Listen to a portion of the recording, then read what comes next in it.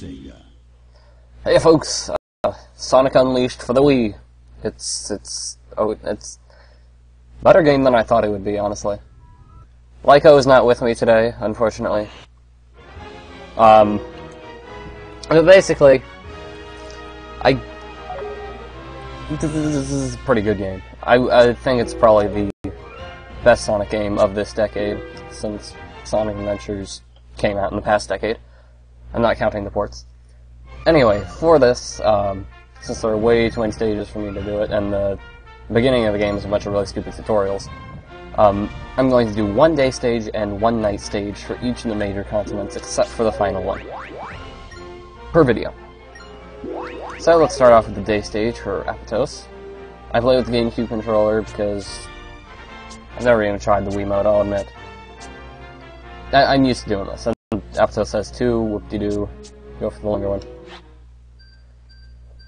I have S-ranked all of the day stages, but I'm not expecting to here, just because you basically gotta get a near-perfect run. Anyway, this is the tutorial stage. Well, the tutorial stage is like a 1 minute long one, and then this is a longer version of it, I guess.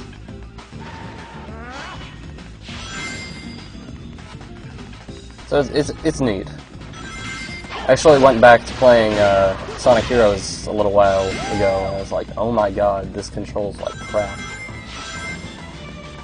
The controls here take a little bit of getting used to, but it's actually really good once you get used to it.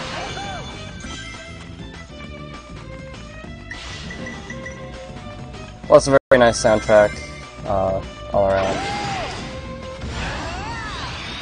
And Unleashed has the introduction of the boost feature, which is all dandy and fine and makes things go faster, basically. And I can never get that right. Anyway, the Wii version and actually the Wii version and the PS2 version are the same, but they're different from the 360 and PS3 version of the game. This one has day levels developed by the people who did the Sonic Rush series, and other ones are different people, I guess. I don't know. In terms of sheer content, the stronger consoles have more content, as well as downloadable content. But in terms of quality, the stages really not too much of a difference. They're just different.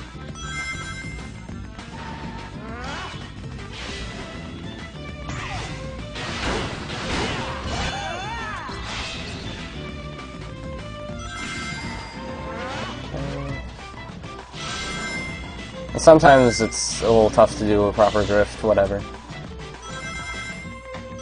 There's, in the Spagonia stage, actually, I'll show a pretty fun bit of drifting at the very beginning.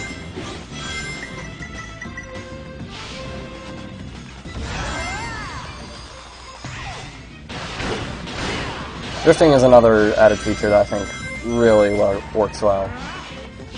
Because in the previous games, you basically couldn't have tight corners, otherwise you wouldn't be able to control, and it would suck.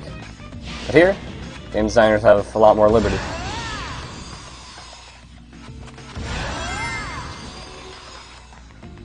And here we have sort of a mini-boss guy. He's not difficult at all. Do this, and you'll attack either the sides or the middle, use your quick dash to the side move that you also gain in this game, and avoid it. And then eventually you'll get to go on the offensive.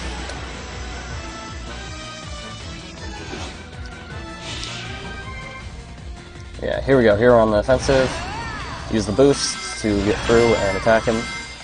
Actually, boosting will make the rings attract to you that are on the sides, which is very useful. And it really doesn't matter how long you take to this, since it's a completely linear track, and if you run out of time, oh well. It doesn't matter, you just keep going without him. Well, there we go, he's dead. And you don't need to drift on these corners. Maybe you do need to do on that one, I don't know. Anyway, now I'm just going to boost the goal and hopefully make it in time for an S rank. In the Wii version of the game, it's completely based on time, your rank.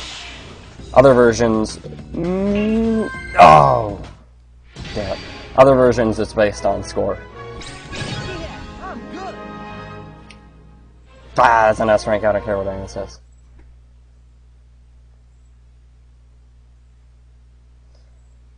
So those are the day stages. Night stages, a little different. A lot different. And not as good, honestly.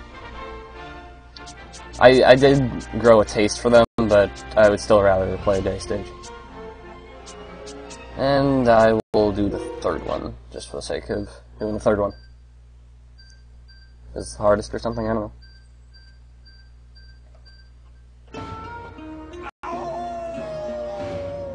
Anyway, the Werehog here.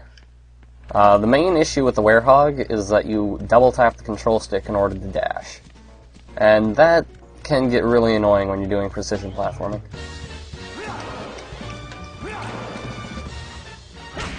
So Werehog is much more about combats and making precise jumps and climbing and stuff. Not so much climbing in this stage. But you'll see plenty of it, I assure you. Also has kind of a weird control scheme. With the Wii Remote, you either push the Wiimote or the nunchuck in order to punch with either arm. Here you got the left and right buttons, L and R, controlling each of the individual arms. Which sort of works, but the detection is kind of crappy, so a lot of the time you'll end up pressing them simultaneously for like a finisher thing. Which doesn't always work out.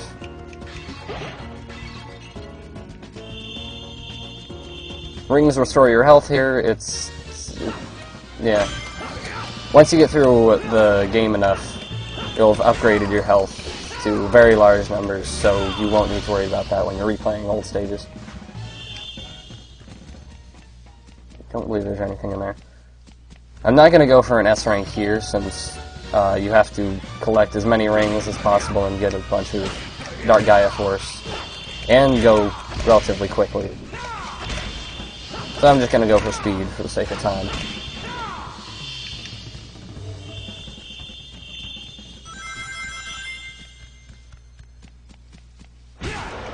Yes, it is. Get 3 of those keys, and then once you go up to that barrier that got set up, you can go through. Usually they're not too tough to find.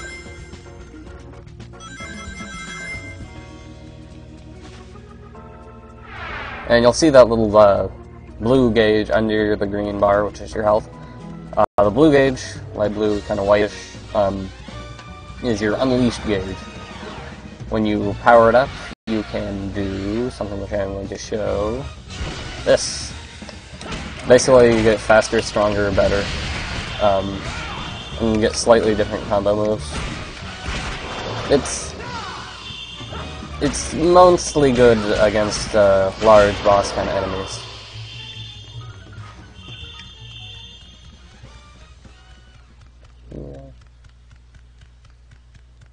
Yeah. Breaking stuff will grant you experience, which is known as Dark Gaia Force, for various reasons. And oh my, I'm already done. That's amazing. I didn't expect to finish that quickly. Can I start over? I don't care. Anyway, that's showing off Apotos. So, next time around, I suppose we'll skip Missouri and go over to Spagonia, because in the Wii version, Missouri is shafted to a daytime boss fight, and that's it. Which sucks. But anyway, Spagonia next time. See